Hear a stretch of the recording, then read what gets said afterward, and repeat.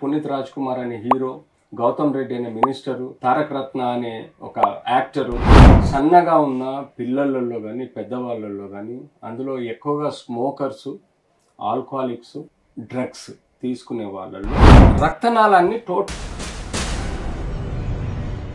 టోటల్గా గుండె ఆగిపోతుంది. Hello doctor.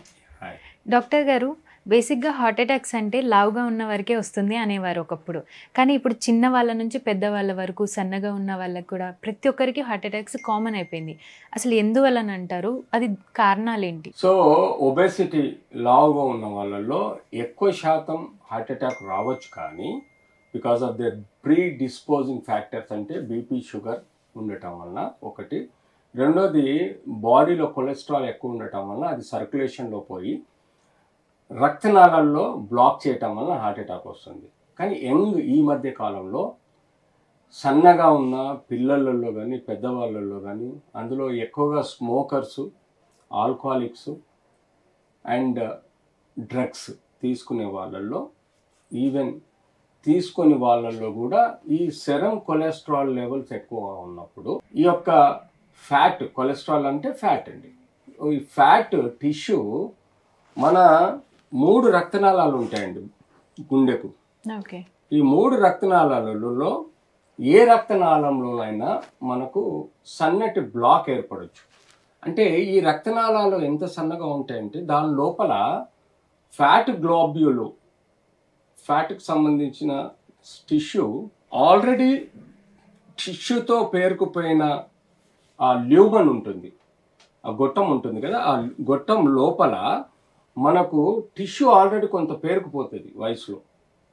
ఆ టిష్యూ తోటి ఫ్యాట్ గ్లోబ్యూల్స్ కూడా కలిసి ఈ యొక్క రక్తనాళాన్ని టోటల్గా బ్లాక్ చేస్తుంది. దాన్నే మనం కార్డియాక్ స్ట్రోక్ అంటాం, అంటే హార్ట్ స్ట్రోక్ అంటాం. మనకు 1, 2, 3 రక్తనాళాల్లో బ్లాక్ వచ్చిందనుకోండి, దాన్ని కార్డియాక్ అరెస్ట్ అంటాం, అంటే టోటల్గా గుండె ఆగిపోతుంది. అదే ఒక రక్తనాళం 2 రక్తనాళాల్లో బ్లాక్ ఏర్పడ్డప్పుడు దాన్ని కార్డియాక్ స్ట్రోక్ అంటాం.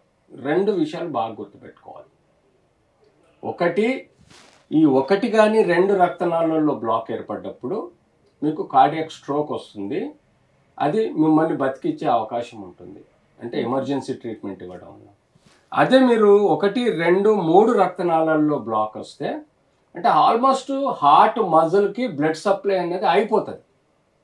ఎప్పుడైతే పూర్తిగా రక్త ప్రసారం అన్నది కండరాలకు ఆగిపోతే కండరాలు కొట్టుకోవడం ఆగిపోతుంది, అంటే దాని అర్థం గుండె కంప్లీట్ అరెస్ట్ అవుతుంది.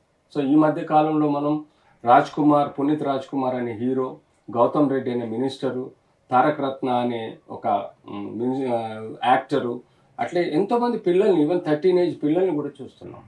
సో వీళ్ళంతా సడన్గా చనిపోవడం అంటే, రాజ్ కుమార్ అనే వ్యక్తి సన్నగా ఉంటాడు, ప్లస్ జిమ్ చేస్తాడు, ఆయన టోటల్ కార్డియాక్ అరెస్ట్ వచ్చింది. అంటే అర్థం చేసుకోండి, వాళ్ళ ఇంటర్నల్గా ఆయనకు స్మోక్ హ్యాబిట్ ఉండాలి, లేకపోతే డయాబెటీస్ ఉండాలి, హైపర్ టెన్షన్ ఉండాలి. దీనికి తోడు సెరం కొలెస్ట్రాల్ లెవెల్స్ ఎలా ఉన్నాయి, అవి కరెక్ట్ మెయింటైన్ చేస్తున్నాడా లేదా. ఎప్పుడు రెగ్యులర్గా ఎబో 30-40 ఏజ్లో ఉన్న వాళ్ళు కంపల్సరీ కొలెస్ట్రాల్ లెవెల్స్ చెక్ చేయించుకోవాలి, sugar levels, BP levels check చేయించుకుంటూ ఉండాలి. అట్లీస్ట్ లేని వాళ్ళకు సంవత్సరానికి ఒకసారి చెక్ చేసుకోవాలి. అవసరం ఉంటే ఒక ఈసీజీ కూడా తీసుకుంటూ ఉండాలి. సో ఈ సన్నగా ఉన్న వాళ్ళల్లో స్మోకర్స్, మెయిన్గా స్మోకర్స్ ఆర్ మోర్ డేంజరస్. స్మోకర్స్లో 100% కార్డియాక్ ప్రాబ్లమ్స్ వస్తాయి సన్నగా ఉన్న వాళ్ళల్లో. సో ప్రాబబ్లీ ఈ గౌతమ్ రెడ్డి గారు సడన్గా సీజ్ అయి చనిపోవడం, ఆయనకు కనీసం చల్లగా చెమటలు వచ్చాయి, చెప్పుకునే లోపలనే ఆయన కూలిపోయాడు. దాని అర్థం ఇదే డయాబెటీస్ ఉండొచ్చు, హైపర్ టెన్షన్ ఉండొచ్చు, అండ్ స్మోకింగ్, ఆల్కహాల్ కానీ ఇంకేమైనా అలవాట్లు ఉంటే డెఫినెట్లీ ఆయనకు అరెస్ట్ అయింది. సో స్ట్రోక్ అన్న విషయాలలో ఎప్పుడైతే 1-2 రక్తనాళాలు దెబ్బతిన్నప్పుడు తనకి గుండెపోటు, గుండె నొప్పి అనేది లెఫ్ట్ సైడ్ వస్తుంది. ఈ నొప్పి లెఫ్ట్ ఆర్మ్లోకి పోతుంది, లేకపోతే లెఫ్ట్ జా కన్నా పోతుంది. ఈ నొప్పి చాలా ఇంపార్టెంట్ అండి. రెండోది ఆయాసపడడం, చెమటలు పట్టడం, గాబరా అవడం, ఛాతి నొప్పి లెఫ్ట్ నుంచి చేతిలోకి జారడం, ఇలాంటి సిమ్టమ్స్ ఉన్నప్పుడు, సైన్స్ సిమ్టమ్స్ ఉన్నప్పుడు ఇమ్మీడియట్లీ అలర్ట్ చేయాల్సిన అవసరం ఉంటుంది. సో క్లినికల్గా మనము డయాగ్నోసిస్ చేయాలంటే దీన్ని యూజువల్గా రొటీన్ ఈసీజీతో పాటు ట్రెడ్మిల్ టెస్ట్ చేస్తాము. ట్రెడ్మిల్ తర్వాత సిటీ యాంజియో చేస్తాం. సిటీ యాంజియో తర్వాత కన్వెన్షనల్ యాంజియో చేస్తాం. కార్డియాక్ స్ట్రోక్ వచ్చినప్పుడు ఎమర్జెన్సీ ఇంజెక్షన్స్ ఇవ్వటం వలన, అంటే రక్తం పల్చం చేసి ఇంజెక్షన్స్ ఇవ్వటం వలన మనకు ఆ పోటు తగ్గే ఆస్కారం ఉంటుంది, రికవరీ ఆస్కారం ఉంటుంది. అదే కార్డియాక్ అరెస్ట్ అయిన ఈ మధ్యకాలంలో సెలబ్రిటీస్ వాళ్ళకి తప్పనిసరి పరిస్థితుల్లో ఆ క్షణంలో మనం కనిపెట్టి ఇమ్మీడియట్లీ కార్డియో పల్మనరీ రీసస్టేషన్, అంటే గుండె ఊపిరితిత్తుల రికవరీ ప్రొసీజర్ని కార్డియో పల్మనరీ రీసస్టేషన్ అంటుంది. తద్వారా చేయగలుగుతాయి. అంటే మనకు వితిన్ 3 minutesలో సిపిఆర్ చేయగలిగితే ఆ వ్యక్తి బ్రెయిన్ డెత్ అవ్వకుండా బతకగలుగుతాడు. వితిన్ ఈ 5 to 8 minutesలో హార్ట్ అండ్ లంగ్ ఎక్సర్సైజెస్ నేర్పిస్తే హార్ట్ లంగ్ కూడా సక్రమంగా రికవర్ అయ్యే ఆస్కారం ఉంటుంది. సో బ్రెయిన్ డెత్ అవ్వడానికి వితిన్ 3 minutes లోపల చేయాలి. హార్ట్ లంగ్స్కి మనకు 8 to 10 minutes అవకాశం ఉంటుంది. సో ఇలాంటి సమస్ఫూర్తితోటి కార్డియాక్ స్ట్రోక్ కానీ కార్డియాక్ అరెస్ట్ని కానీ మేనేజ్ చేయాలి.